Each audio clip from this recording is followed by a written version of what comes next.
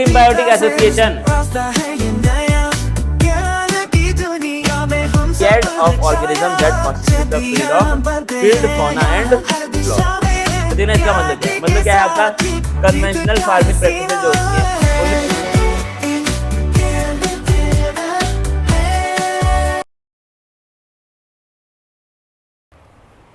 देखते हैं हमारा आज का क्या पढ़ना है।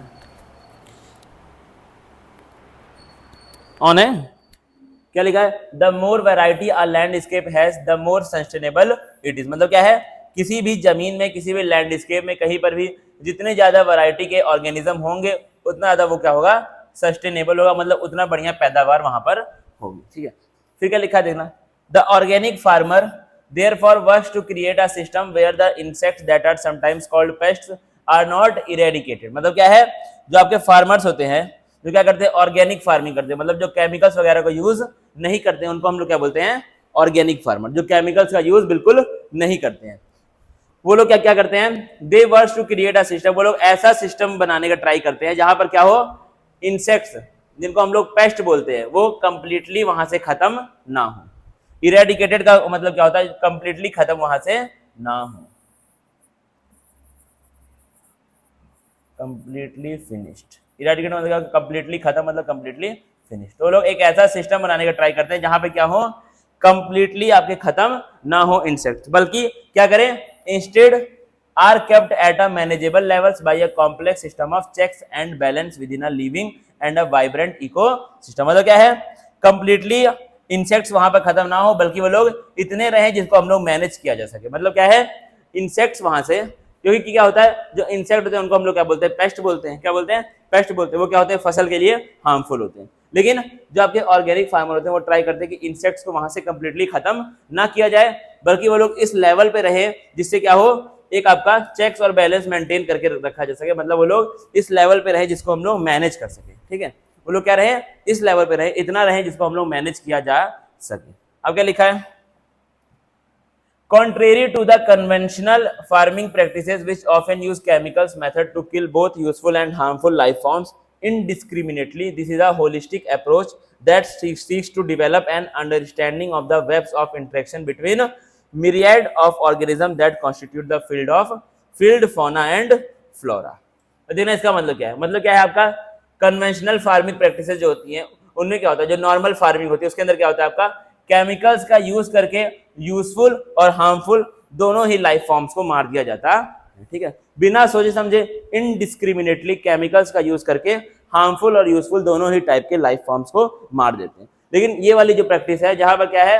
इंसेक्ट्स को पूरी तरीके से नहीं मारते हैं, इतना मारते हैं जिसको हम लोग मैनेज कर सके। तो ये वाला क्या है? उससे बेटर है। वहां पे क्या होता है? सबको मार देते हैं। यहाँ पे क्या होता है?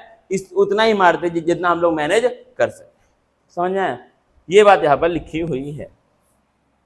फिर क्या लिखा है? The organic farmer holds the view that the eradication of creatures that are often described as pest is not only possible but also undesirable, for without them the beneficial predatory and parasitic insects which depend upon them as food or host would not be able to survive. मतलब क्या हुआ? जो आपके क्या होते हैं? Organic farmer होते हैं वो लोग ये सोचते हैं कि आपका पूरी तरीके से क्रिएचर्स को, किसी भी इंसेक्ट को खत्म करना पॉसिबल नहीं है। ना वो लोग चाहते हैं खत्म करना, ना उनके लिए क्या है? अनडिजायरेबल है खत्म करना, और ना पॉसिबल है। मतलब क्या है? इंसेक्ट्स को फार्म से, खेत से इंसेक्ट्स को कंप्लीटली खत्म करना पॉसिबल नहीं है। तो क्या होता है देखो, for without them the beneficial predatory and parasitic insects which depend upon them as food or host would not be able to survive। देखा इसका मतलब?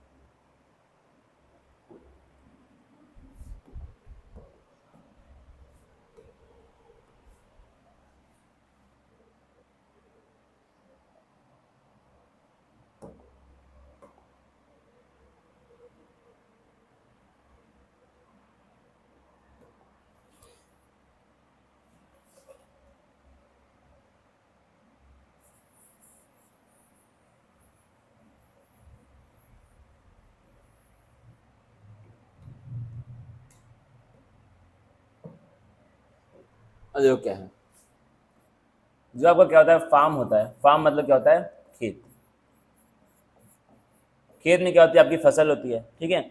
अब क्या है उस फसल के अंदर इंसेक्ट्स पाए जाते हैं बहुत सारे, क्या पाए जाते हैं इंसेक्ट्स पाए जाते हैं। अब इंसेक्ट्स वहां पे कुछ क्या होते हैं, कुछ तो यूजफुल होते हैं, कुछ क्या होते हैं आपके लिए यूजफुल होते हैं, और कुछ क्या होते हैं वहां पर हार्मफुल होते हैं। तो दो तरह के इंसेक्ट होते हैं, यूजफुल भी होते हैं और हार्मफुल भी होते हैं। अब क्या है यूजफुल वाले तो हमारे काम के हैं, हार्मफुल वाले हमारे काम के नहीं है। लेकिन होता क्या है, ये जो यूजफुल वालों की लाइफ होती है ये डिपेंड करती है हार्मफुल वालों पे ही, ठीक है। मतलब क्या है, ये जो यूजफुल वालों का खाना पीना है वो हार्मफुल वालों पे डिपेंड करता है। तो अगर हम लोग हार्मफुल वालों को पूरी तरीके से मार देंगे तो उससे क्या होगा, यूजफुल वाले भी मर जाएंगे, ठीक है। मतलब एक तरह से मान के चलो जो यूजफुल इंसेक्ट्स हैं वो क्या करते हैं, इन्हीं को खा करके सर्वाइव करते हैं, ठीक है। यूजफुल इंसेक्ट हार्मफुल को खाएंगे तभी वो लोग जिंदा रहेंगे। तो अगर हम लोग हार्मफुल को मार देंगे तो यूजफुल भी मर जाएंगे, तो हमारी जो फसल है वो क्या हो जाएगी, बेकार हो जाएगी, जाहिर सी बात है। तो क्या है, जो ऑर्गेनिक फार्मर होते हैं, ऑर्गेनिक फार्मर जो होते हैं वो लोग क्या करते हैं, वो लोग हार्मफुल वालों को पूरा का पूरा नहीं मारते, मतलब वो लोग इसको इंग्लिश में क्या लिखा था, कंप्लीटली इरेडिकेट नहीं करते हैं। कंप्लीटली हम लोग इसको इरेडिकेट वो लोग नहीं करते, मतलब इसको पूरी तरीके से खत्म नहीं करेंगे। क्यों, क्योंकि अगर इसको हम लोग पूरी तरीके से खत्म कर देंगे तो ये यूजफुल वाले भी मर जाएंगे, खत्म हो जाएंगे। और वो लोग चाहते भी नहीं ऐसा करना, ठीक है। किसी को क्यों ही मारना, जब वो आपके लिए हार्मफुल है, जितना हार्मफुल है उतना ही मारो, पूरा का पूरा मार के आपका क्या ही फायदा। तो वो उनके अनडिजायरेबल, वो लोग चाहते भी नहीं मारना और वो सही भी नहीं है, पॉसिबल भी नहीं मारना, ना वो अनडिजायरेबल है और क्या है वो इम्पॉसिबल है, दोनों चीजें है, ठीक है। मारना पॉसिबल ही नहीं है सबको, और वो क्या है वो लोग ऐसा चाहते भी नहीं है मारना। तो क्या है, अगर हम लोग हार्मफुल को मार देंगे तो यूज वाले भी मर जाएंगे, तो आपका क्या हो जाएगा, लॉस हो जाएगा फसल का। वही चीज यहाँ पर लिखी हुई है, देखो क्या लिखा है, क्या लिखा है आपका, for without them the beneficial predatory and parasitic insects, मतलब क्या है जो आपके लिए क्या है बेनिफिशियल है, बेनिफिशियल मतलब जो आपको बेनिफिट देते हैं, जो आपके लिए क्या है यूजफुल है, ऐसे प्रीडेटरी और पैरासाइटिक इंसेक्ट। प्रीडेटरी मतलब क्या होता है, जो दूसरे इंसेक्ट्स के ऊपर रहे, तो आपके पास कुछ ऐसे यूजफुल इंसेक्ट्स हैं जो दूसरे हार्मफुल इंसेक्ट्स को खाते हैं। और वैसे ही क्या होता है आपका पैरासाइटिक भी होता है, जो दूसरे हार्मफुल इंसेक्ट को खाए। तो क्या है, जो आपके बेनिफिशियल प्रेडेटरी और पैरासाइटिक इंसेक्ट्स हैं वो डिपेंड करते हैं उनके ऊपर, किनके ऊपर, हार्मफुल के ऊपर। यानी क्या है, तुम्हारे जो बेनिफिशियल, देना मैं यहां पे लिख रहा हूं, जो तुम्हारे लिए क्या है बेनिफिशियल प्रीडेटरी एंड पैरासाइटिक,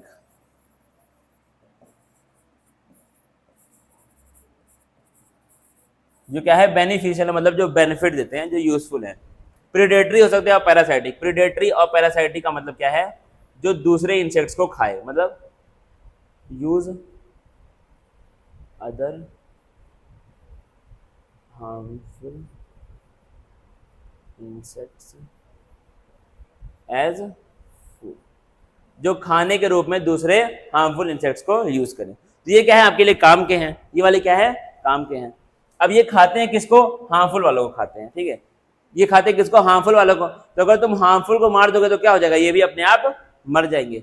वही चीज वहां पर लिखी हुई है कि आप उनको नहीं मार सकते क्योंकि आपके दूसरे वाले भी इससे मर जाएंगे। फिर क्या लिखा है, thus the use of biocontrol measures will greatly reduce our dependence on toxic chemicals and pesticides। तो क्या है, अगर हम लोग बायो कंट्रोल मेजर्स को यूज करें तो उससे क्या होगा, टॉक्सिक केमिकल्स पे और पेस्टिसाइड पे जो हम लोग डिपेंड है वो क्या हो जाएगा, कम हो जाएगा। क्योंकि केमिकल्स क्या है, जो केमिकल होंगे वो यूजफुल को ही मार देंगे और हार्मफुल को ही मार देंगे, लेकिन हमको चाहिए यूजफुल अभी, ठीक है। तो क्या इसीलिए हम लोग क्या यूज करते हैं, बायो कंट्रोल मेजर्स को यूज करते हैं, मतलब हम लोग दूसरे लाइफ फॉर्म्स को यूज करते हैं हार्मफुल बैक्टीरिया या फिर हार्मफुल इंसेक्ट्स को मारने के लिए। अब जो क्या लिखा है, an important part of biological farming approach is to become familiar with the various life forms that inhabit the field, predators as well as pests, and also their life cycle patterns of feeding and the habitat that they prefer.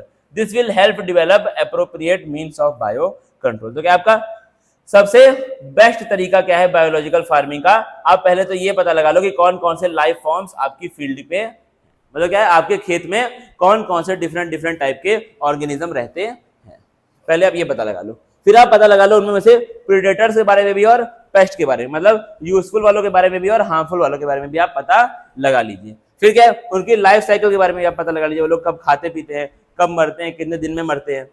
फिर क्या है, और वो लोग कैसे खाते पीते हैं, और वो लोग कहाँ पर रहते हैं। तो क्या है, 4-5 चीजें तुम पता लगा लो। क्या क्या पता लगा, देखना, देखो, देखना भाई, यहाँ पर best approach of organic farming, डालो हेडिंग पहले organic farming, organic farming.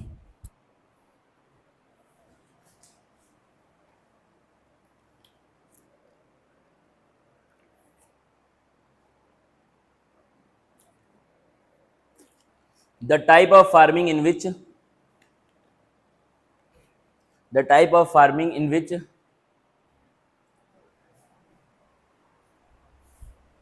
no chemicals are used,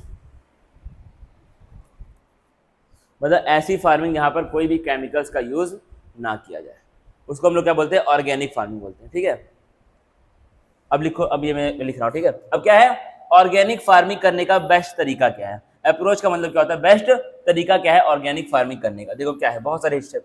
पहला क्या है, पता लगाओ कि कितने टाइप के ऑर्गेनिज्म आपके खेत में प्रेजेंट है। तो क्या है, नो अबाउट, या फिर find out, find out the types of organism, organism, organism कोई वहां पे क्या लिखा हुआ है, लाइफ फॉर्म लिखा हुआ है, मतलब जिंदा लोग, life forms present in the field.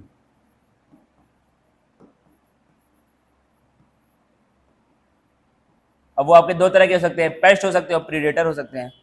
Predator का मतलब होता है जो दूसरों को खाते हैं, जो क्या करते हैं, दूसरे इंसेक्ट्स को खाते हैं, उनको हम लोग क्या बोलते हैं, प्रीडेटर बोलते हैं। और जिसको खाते हैं उसको हम लोग क्या बोलते हैं, पेस्ट। मतलब क्या होता है, जो हमारे खेत के लिए हार्मफुल होते हैं उनको हम लोग क्या बोलते हैं, पेस्ट बोलते हैं। तो यहाँ पे लिख लो, यहाँ पे लिखो, मैं बता रहा हूँ, अभी अभी लास्ट में लिखना, पहले मैं जगह यहाँ पे छोड़ देना थोड़ा सा।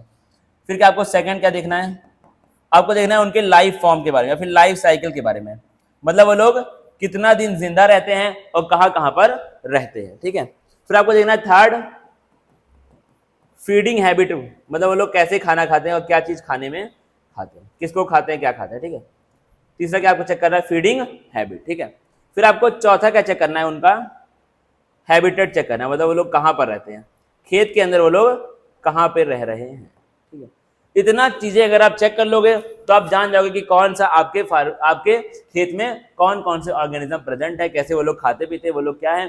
तो उससे क्या होगा, आपको ऑर्गेनिक फार्मिंग करने में आसानी हो जाएगी। आप इसको लिखे, यहाँ पर जगह छोड़ देना दोनों का, यहाँ पे दो दो लाइन छोड़ देना, यहाँ पे दोनों में।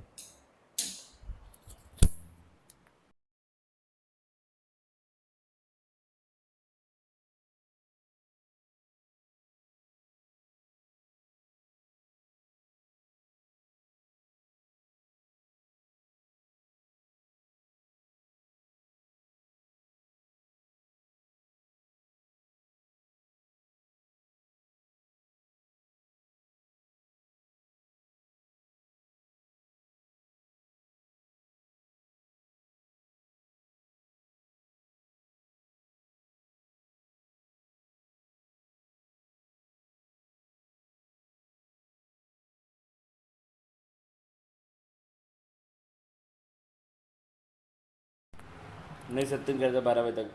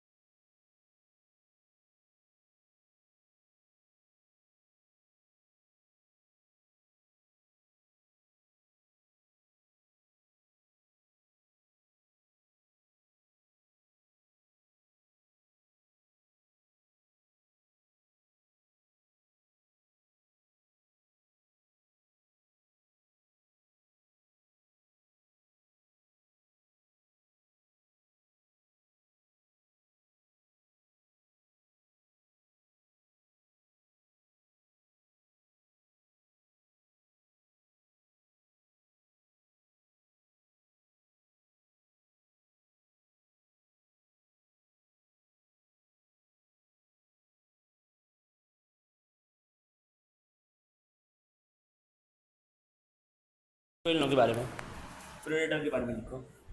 The organism that feeds on another organism, मतलब जो दूसरे ऑर्गेनिज्म को खाता है उसको हम लोग क्या बोलते हैं, प्रेडेटर बोलते हैं। That feeds on another organism.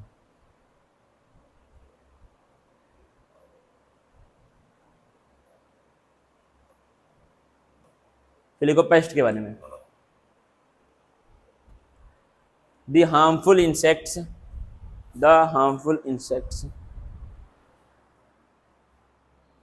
that destroy the harmful insects that destroy the agriculture field, the harmful insects that destroy the agriculture field। ठीक है, उनको हम लोग क्या बोलते हैं, पेस्ट बोलते हैं। देखना इसके आगे अब क्या लिखा है इसके अंदर, the very familiar beetle with red and black markings, the ladybird and dragonflies are useful to get rid of aphids and mosquitoes. तो क्या है, दो बीटल्स होते हैं, मतलब क्या है, दो इंसेक्ट्स होते हैं, उनका नाम क्या है आपका, द लेडी बर्ड और क्या है, dragon flies. The lady bird और ड्रैगन फ्लाइज, ये दोनों क्या हेल्प करते हैं, ये दोनों हेल्प करते हैं एफिड्स से और मॉस्किटोस को खत्म करने। तो क्या आपका जो लेडी बर्ड है और कौन है, ड्रैगन फ्लाइज है, ये दोनों इंसेक्ट हेल्प करते हैं एफिड्स को खत्म करने में और मॉस्किटोस को खत्म करने में। याद रखना। फिर क्या लिखा आपका, an example of microbial biocontrol agent that can be introduced in order to control butterfly caterpillars is the bacteria Bacillus thuringiensis, often written as BT। तो क्या है, एक और आपका आता है बैक्टीरिया जिसका नाम क्या है, Bacillus thuringiensis। Bacillus thuringiensis ये क्या करता है, बटरफ्लाई कैटरपिलर को खत्म करने का काम करता है। ठीक है, किसको, बटरफ्लाई कैटरपिलर को कंट्रोल करने का काम कौन करता है, Bacillus thuringiensis नाम का बैक्टीरिया। ये आपको नाम याद होना चाहिए, उसी को हम लोग शॉर्ट फॉर्म में क्या बोलते हैं, बी और स्मॉल टी बोलते हैं। देखना, these are available in sachet मतलब क्या पैकेट में आपको मिलेंगे, सैशे में मिलते हैं, जैसे शैम्पू का आता है इतना बड़ा पैकेट 2 रुपए का, वैसे आपको ये लोग मिलेंगे मार्केट में as dried spores which are mixed with water and spread on to vulnerable plants such as brassicas and fruit trees where these are eaten by the insects larva। in the gut of larva the toxin is released and the larva gets killed। अब देखना मतलब कैसा, but leave other insect unharmed. अब देखना क्या होता है, कौन है तुम्हारा, बैसिलस थ्यूरिजेनेसिस। बीटी कौन सा आपका बैक्टीरिया है यहाँ पर, बीटी बैक्टीरिया। किसको मारता है ये, बटरफ्लाई कैटरपिलर, मतलब बटरफ्लाई के बच्चे को, बटरफ्लाई के बच्चे, कैटरपिलर मतलब होता है बटरफ्लाई का लार्वा, कैटरपिलर। ठीक है, क्या करेंगे हम लोग, इसको ये मार्केट में मिलता है, किसमें, सैशे में मिलता है, छोटे छोटे सैशे में, पैकेट्स में आपका ये मार्केट में मिलता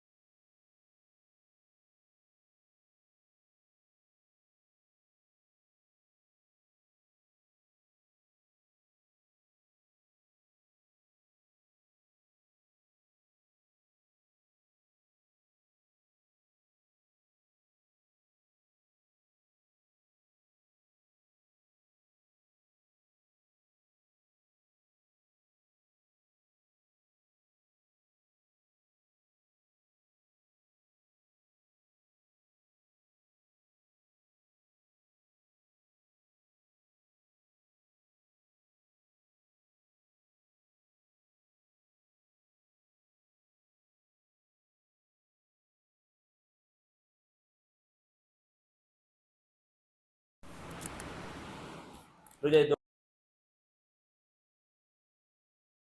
देखना इसको आगे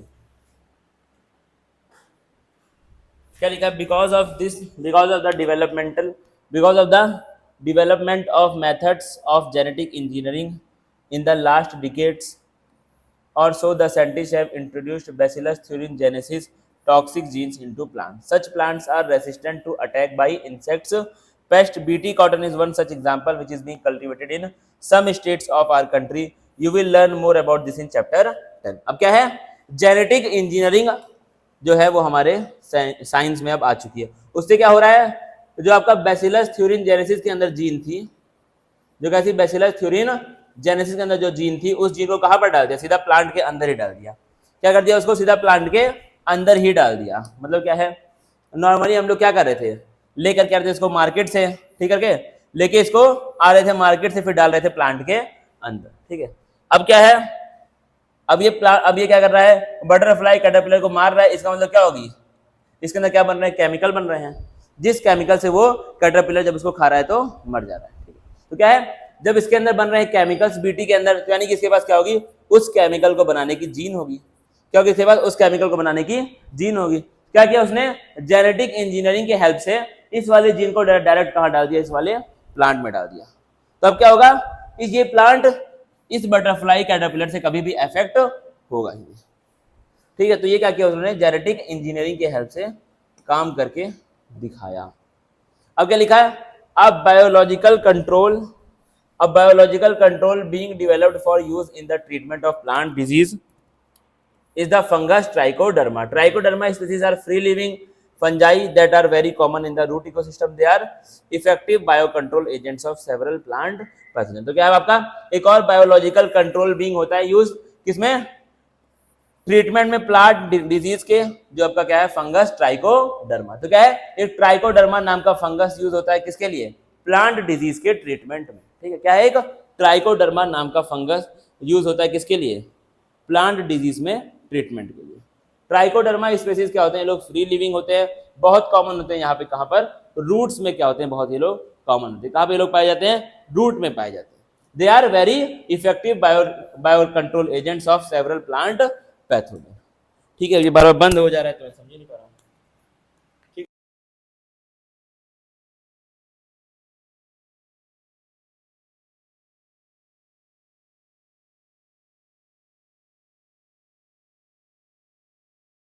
केमिस्ट्री से बायो पे आगे, ठीक है। अब क्या है, बैक्यूलो वायरस क्या थे आपके पैथोजन से जो अटैक करते थे किसको, इंसेक्ट्स को और बहुत सारे आर्थ्रोपोड्स को। आर्थ्रोपोड्स का मतलब क्या है, आर्थ्रोपोड क्या है, एक फाइलम है जहां पर क्या आते हैं, सारे के सारे इंसेक्ट्स आते हैं। The majority of baculoviruses used as biological control agents are in the genus nucleopolyhedrovirus. These viruses are excellent candidates for species specific narrow spectrum insecticidal application. तो क्या है, ये वाले जो वायरस होते हैं, कौन से वायरस, इस वाले जीनस में जो वायरस आते हैं वो क्या होते हैं, बहुत एक्सीलेंट कैंडिडेट, मतलब इनको हम लोग यूज करते हैं किसके लिए, क्योंकि ये लोग क्या होते हैं, बहुत स्पेसीज स्पेसिफिक होते हैं। मतलब क्या है, ये लोग एक पार्टिकुलर स्पेसीज के ऊपर ही अटैक करते हैं। ये लोग क्या होते हैं, बहुत स्पेसीज स्पेसिफिक होते हैं। मतलब ये लोग जिस स्पेसीज को तुम चाहते हो कि तुम्हारे खेत से क्या हो जाए, खत्म हो जाए, उसके ऊपर ये लोग अटैक करेंगे। बहुत नैरो स्पेक्ट्रम, मतलब क्या है, इनका जो टारगेट है वो क्या होता है, बहुत एकदम पतला टारगेट, उनको पता है कि इसके ऊपर अटैक करना है। इंसेक्टिसाइडल मतलब क्या होता है, मतलब जो इंसेक्ट्स को मार दे उसको हम लोग क्या बोलते हैं, इंसेक्टिसाइड। साइड का मतलब क्या होता है, साइड का मतलब होता है किलिंग, इंसेक्ट की किलिंग, इंसेक्टिसाइड। जैसे होता है पेस्टिसाइडल, मतलब क्या है, पेस्ट की killing. They may have been shown to have, अब देखना बहुत ध्यान से देखना इसका, क्यों इसको हम लोग यूज कर रहे हैं। They may have been shown to have no negative impacts on plant, mammals, birds, fish, even on non target insect. तो मैंने क्या बोला, इनका टारगेट क्या होता है, फिक्स होता है। जिसको बोलोगे, जिसको तुम उठाओगे वो उसी टारगेट के ऊपर काम करेगा, किसी नॉन टारगेट इंसेक्ट को भी ये हार्म नहीं करेगा। और बाकी जो बड़े बड़े हैं आपके प्लांट्स, मैमल्स, बर्ड्स, फिश, इन सबको जो टारगेट करेगा ही नहीं, ठीक है। This is especially desirable when beneficial insects are being conserved to aid in an overall integrated pest management program. तो आपके जो ऑर्गेनिक फार्मिंग थी उसकी खासियत क्या थी, अगर तुमको पता है तो, ऑर्गेनिक फार्मिंग की, फार्मिंग सुना है कि नहीं, ऑर्गेनिक फार्मिंग कभी, ऑर्गेनिक फार्मिंग सुना है ना भाई, सुबह भी पढ़ाया हूं। ऑर्गेनिक फार्मिंग क्या होता है, उसकी खासियत क्या थी? उनको पता था कि उनका जो खेत है वहां पर हार्मफुल इंसेक्ट्स भी हैं और यूजफुल इंसेक्ट भी। तो वो क्या चाहते थे, सिर्फ हार्मफुल इंसेक्ट को ही वहां पर वो खत्म करना चाहते थे, और हार्मफुल भी सारे के सारे खत्म ना हो। जितना मैनेज हो सके उतना आपको रखना है, जितना मैनेज ना हो पाए सिर्फ उतने आपको खत्म करने हैं, ठीक है। तो क्या है, वहां पर किसका आता है यूज, वहां पे आता है यूज आपका किसका, न्यूक्लियो पॉलीहेड्रोवायरसेस का यूज वहां पर आता है। ये लोग क्या होते हैं, स्पेसीज स्पेसिफिक होते हैं। ये लोग सिर्फ उसके ऊपर ही करेंगे अटैक जिसके ऊपर उनको बोला जाएगा, सबके ऊपर वो लोग अटैक नहीं करेंगे। इसलिए ये लोग क्या होते हैं, स्पेसीज स्पेसिफिक होते हैं। तो ये लोग ऐसी जगह पे बहुत काम आते हैं जहां पे क्या क्या कर रहे हो आप, किसी स्पीसीज को कंजर्व करना चाह रहे हो और किसी दूसरे स्पीसीज को मारना चाह रहे हो, उसी को हम लोग क्या बोलते हैं, इंटीग्रेटेड पेस्ट मैनेजमेंट प्रोग्राम, और when an ecologically sensitive area is being treated. तो क्या है, अदेना बहुत ध्यान से, एक चीज यहां पे लिखिए, इकोलॉजिकली सेंसिटिव एरिया। क्या लिखा है, इकोलॉजिकली सेंसिटिव एरिया मतलब क्या है, इकोलॉजिकली मतलब क्या, इकोलॉजी मतलब क्या होता है, डिफरेंट डिफरेंट ऑर्गेनिजम्स के बीच में इंटरेक्शन, उसको हम लोग इकोलॉजी बोलते हैं। तो क्या है, एक ऐसी जगह है जहां पे क्या है, बहुत डिफरेंट डिफरेंट टाइप के ऑर्गेनिज्म पाए जाते हैं। क्या है वहां पर, एक ऐसी जगह है, देना भाई बहुत ध्यान से चीज को देखना एक बार। मान लो क्या तुम्हारा खेत है, ठीक है, खजुरिया, खजुरिया में तुम्हारा खेत है, ठीक है, ठीक है। अब क्या है, उस खेत के अंदर दो तरह के ऑर्गेनिज्म पाए जाते हैं, दो तरह के इंसेक्ट्स या फिर दो तरह के ऑर्गेनिज्म उसके अंदर होते हैं। एक क्या होता है तुम्हारे लिए हार्मफुल और एक क्या होता है यूजफुल। तुम मार्केट से गए, कोई केमिकल लाए, ठीक है, मार्केट में तुम दुकान में गए और जो दुकानदार है उससे पूछा कि भाई कोई केमिकल तो जिससे क्या हो जाए, सब कीड़े मकोड़े मेरे खेत के मर जाए। उसने कोई केमिकल उठा के दिया, तुमने जाके यहाँ पर डाल दिया। अब क्या हुआ, जो यूजफुल थे वो भी मर गए, जो हार्मफुल थे वो भी मर गए, तुम भी मर गए उसके साथ साथ। जब तुम्हारी फसल मर गई तो तुम भी मरी गए, तुम्हारा क्या हो गया, तुरंत पूरा का पूरा सोर्स ऑफ इनकम बर्बाद हो गया, ठीक है।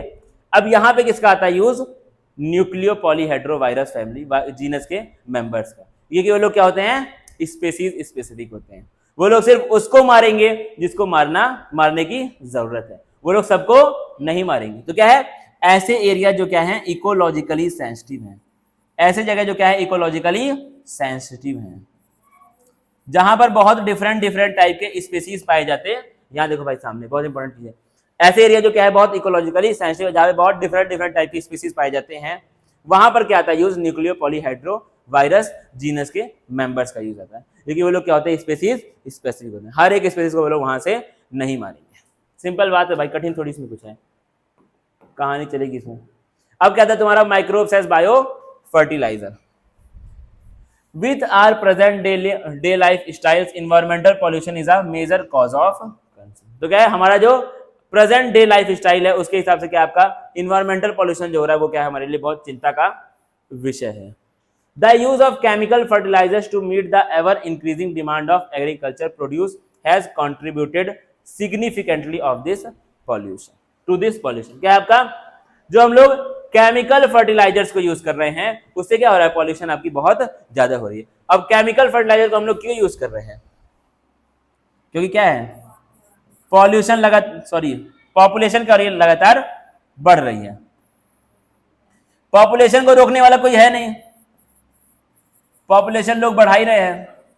जब पॉपुलेशन लगातार बढ़ रही है तो खाने की डिमांड भी क्या हो रही है, लगातार बढ़ रही है। जब खाने की डिमांड बढ़ रही है तो जो किसान है वो क्या क्या कर रहा है, जल्दी जल्दी केमिकल फर्टिलाइजर डाल रहा है, जिससे क्या हो, जल्दी जल्दी फसल उगे। क्या हो, जिससे जल्दी जल्दी फसल उगे। जब फसल को उगा रहे हैं जल्दी जल्दी तो क्या यूज करे, केमिकल फर्टिलाइजर। और ये तो केमिकल्स है, तो केमिकल से क्या होगी, पॉल्यूशन होगा, जाहिर सी बात है।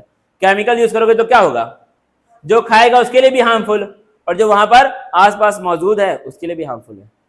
Of course, we have now realized that there are problems associated with the overuse of chemical। तो क्या है, अब हमको इस चीज का एहसास हो रहा है कि ओवर यूज जो हम लोग कर रहे हैं केमिकल फर्टिलाइजर का, उससे क्या हो रही है, बहुत सारी प्रॉब्लम्स देखने को मिल रही है। इसीलिए क्या है, and there is a large pressure to switch to organic farming. इसीलिए क्या है, एक बहुत बड़े लेवल का प्रेशर आ रहा है कि आप ऑर्गेनिक फार्मिंग को फॉलो करो। ऑर्गेनिक फार्मिंग का क्या मतलब है, क्या यूज करो, बायो फर्टिलाइजर यूज करो। क्या यूज करो, केमिकल फर्टिलाइजर को छोड़कर क्या यूज करो, bio fertilisers.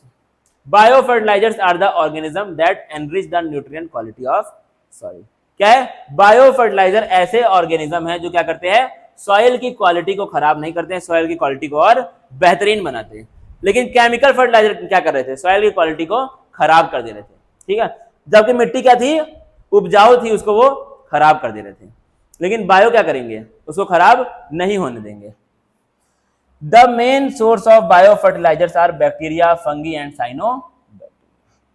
You have studied about the nodules on the roots of leguminous plants formed by the symbiotic association of rhizobium। तो क्या होता है आपका, जो नोड्यूल्स होते हैं किसपे, रूट्स पे, लेग्यूमिनस प्लांट्स के, जो बनते हैं किसके वजह से, सिम्बायोटिक एसोसिएशन के, राइजोबियम के। राइजोबियम क्या चीज है,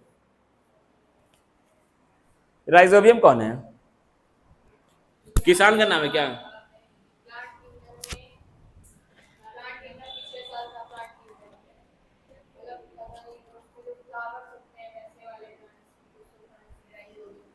राइजोम क्या है, एक तरह का माइक्रो ऑर्गेनिज्म है। ये क्या है, एक तरह का माइक्रो ऑर्गेनिज्म है जो कहां पे रहता है, रूट्स पे रहता है। कौन से प्लांट्स के, लेग्यूमिनस प्लांट्स के रूट्स पे रहता है। सिम्बायोटिक एसोसिएशन का मतलब क्या है, अरे सिम्बायोटिक एसोसिएशन,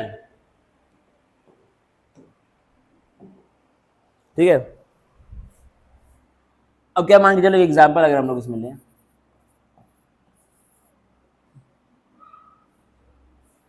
दो लोग रह रहे हैं साथ में, ठीक है।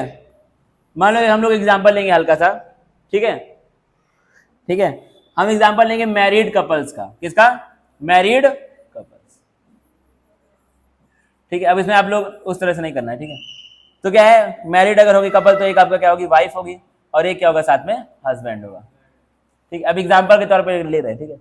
मान लो जो आपकी वाइफ है, ठीक है, वो क्या है, मतलब कोई कुछ भी हो सकता है, इनका काम स्विच भी हम लोग कर सकते हैं, उल्टा हम लोग कर देते हैं। हस्बैंड है वो क्या करता है, घर में खाना बना करके रखता है, और वाइफ क्या करती है, बाहर जाकर के काम वगैरह करती है। तो क्या है, हस्बैंड खाना बना के घर में रख रहा है, ठीक है, उसका भी अपना रोल है, और वाइफ क्या क्या कर रही है, बाहर जाकर काम कर रही है, सैलरी वैलरी वहां से बेहतरीन आ रही है, ठीक है। तो क्या है, अगर हस्बैंड यहाँ पे नहीं रहेगा तो वाइफ को खाना नहीं मिलेगा, ठीक है। अगर हस्बैंड यहाँ पर नहीं रहेगा तो वाइफ को खाना नहीं मिलेगा। यानी कि हस्बैंड, सॉरी, वाइफ का सर्वाइवल डिपेंड करता है किसके ऊपर, हस्बैंड के ऊपर। और अगर वाइफ नहीं रहेगी, देखना भाई, अगर वाइफ नहीं रहेगी तो हस्बैंड को पैसा नहीं मिलेगा। यानी कि हस्बैंड का भी सर्वाइवल डिपेंड करता है किसके ऊपर, वाइफ के ऊपर।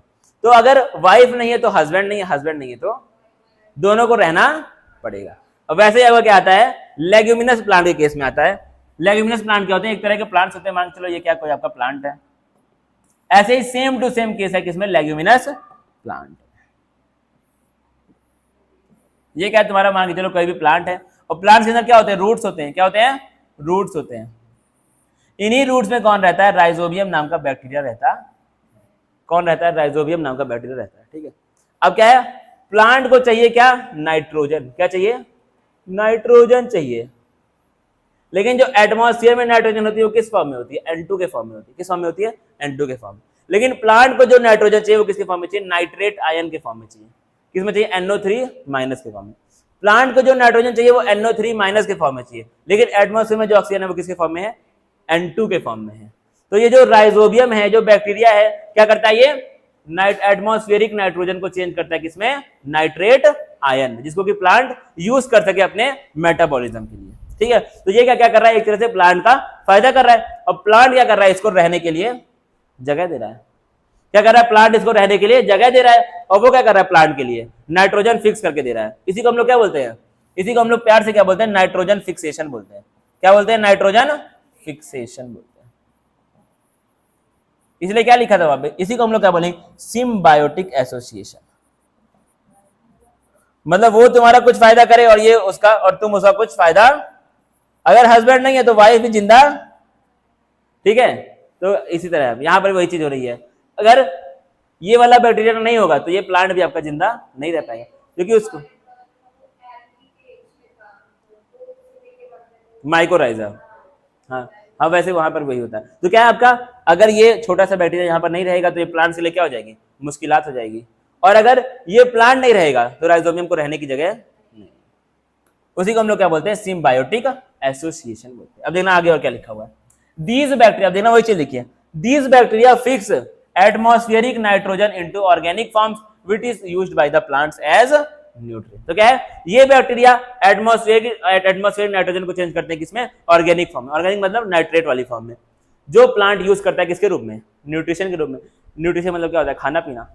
तो प्लांट्स को अगर खाना पीना नहीं मिलेगा तो प्लांट क्या हो जाएगा, मर जाएगा। और अगर उसके पास ये बैक्टीरिया नहीं है तो उसको खाना पीना नहीं ही मिल पाएगा, तो वो मर ही जाएगा, जाहिर सी बात है।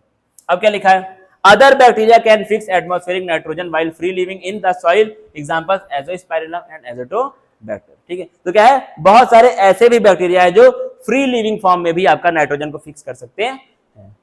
जरूरी नहीं कि वो लोग रूट में ही रहे। ठीक है, जो रूट में रहता है वो कौन है, राइजोबियम है। कुछ ऐसे बैक्टीरिया भी जो है जो बिना रूट में रहे ही नाइट्रोजन को फिक्स कर सकते हैं। कौन कौन से बैक्टीरिया हैं, एजोस्पाइरलम और Azotobacter. thus enriching the nitrogen content of the soil. Fungi are also known to form symbiotic association with plants, जिसको हम लोग क्या बोलते हैं, mycorrhiza. Many members of the genus Glomus form mycorrhiza. The fungal symbiont in these association absorb phosphorus from soil and passes it to the plant. अब क्या है, fungi का और प्लांट्स का भी ये क्या होता है, एसोसिएशन होता है। उसको हम लोग क्या बोलते हैं, सिम्बायोटिक एसोसिएशन। उसको नाम क्या दिया गया है, इन लोगों के रिश्ते को क्या नाम दिया गया है, माइकोराइजा। फंगी और प्लांट का जो रिश्ता है उसको नाम क्या दिया गया है, माइकोराइजा। उसमें क्या होता है, देखो फायदा, जब आपका फंगल सिम्बायोंट होता है, मतलब जो फंगी है क्या करता है, वो फॉस्फोरस देता है किसको, प्लांट को। क्या दे रहा है वो, प्लांट को फॉस्फोरस दे रहा है। और plants having such association show other benefit also such as resistant to root borne pathogen. अब क्या है, जो प्लांट्स माइकोराइजा बना रहे हैं उनके अंदर और भी बहुत सारी क्वालिटीज आ जाती हैं। जैसे क्या है, वो लोग क्या होते हैं, रेसिस्टेंट होते हैं रूट बॉर्न पैथोजन से। मतलब क्या है, ऐसे पैथोजन जो कहां पे रहते हैं, रूट पे रहते हैं, वो इनको अफेक्ट नहीं कर पाते। Tolerance to salinity and drought. और क्या होता है, इनके अंदर टॉलरेंस होती है किसके लिए, सैलिनिटी के लिए और ड्रॉट की। सैलिनिटी मतलब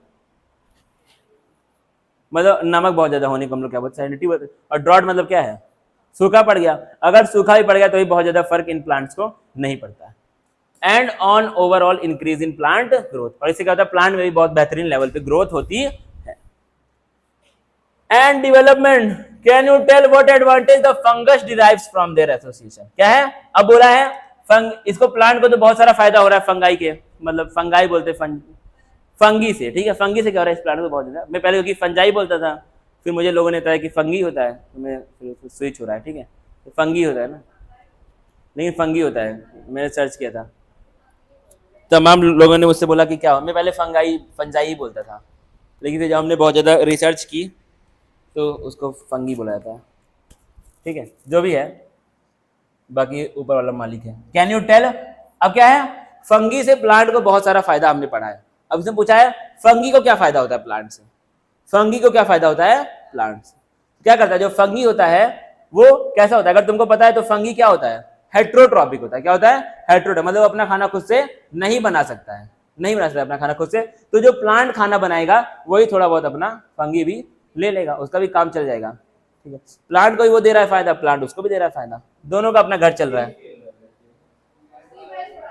साइनोबैक्टीरिया, अब देना भाई बहुत ध्यान से, एक चीज देख लो, यहाँ पे देख लो, बस खत्म, ये एक पेज बस हो गया, एक paragraph. Cyanobacteria are autotrophic microbes widely distributed in aquatic and terrestrial environments, many of which can fix atmospheric nitrogen। अब क्या है, साइनोबैक्टीरिया क्या होते हैं, आपके ऑटोट्रॉफिक माइक्रोब्स होते हैं, जो कहां पर होते हैं, पानी वाले इन्वायरमेंट पाए जाएंगे, और कहां पाए जाएंगे, लैंड वगैरह में पाए जाएंगे, जिनका काम क्या होता है, ये लोग भी एटमॉस्फेरिक नाइट्रोजन को फिक्स कर सकते हैं। फिक्स करने का मतलब क्या है, मतलब जो नाइट्रोजन N2 के फॉर्म में थी एटमॉस्फेयर, उसको चेंज करना नाइट्रेट के फॉर्म, जिसको कि प्लांट यूज कर सके, न्यूट्रिशन ले सके। ठीक है, अब क्या आपका एग्जांपल आता है, कौन कौन, एनाबीना, नॉस्ट्रॉक और Oscillatoria etcetera. In paddy fields cyanobacteria serve as an important bio fertiliser. Blue green algae also add organic matter to the soil and increase its. अब देखो एनसीईआरटी का खेल, साइनोबैक्टीरिया कोई क्या लिख दिया वहां पे, ब्लू ग्रीन एल्गी, दोनों एक ही इंसान का नाम है, दोनों क्या है, एक ही इंसान का नाम है। क्या करता है ये आपका, ऑर्गेनिक मैटर भी ऐड करता है सॉइल में, जिससे क्या होती है, सॉइल की फर्टिलिटी बढ़ जाती है। Currently in our country, a number of biofertilizers are available commercially in the market and farmers use these regularly in their। तो क्या आपको मार्केट में बहुत सारे बायो फर्टिलाइजर पैसा देकर के मिल जाएंगे, जिनको फार्मर्स आजकल यूज कर रहे हैं। To replenish soil nutrients and to reduce dependence on chemical fertiliser. जैसे क्या हो रहा है, हमारी केमिकल फर्टिलाइजर पे जो डिपेंडेंसी वो क्या हो जा रही है, कम हो जा रही है। अब हम बायो फर्टिलाइजर को मार्केट में अपने खेतों में ज्यादा यूज कर रहे हैं। बस बात खत्म, इसको बंद कर दो, चैप्टर दो खत्म हो गए। आज रात में मुझे बड़ी अच्छी नींद आएगी। कल से हम केमिस्ट्री का भी नया चैप्टर स्टार्ट करेंगे और बायो का भी।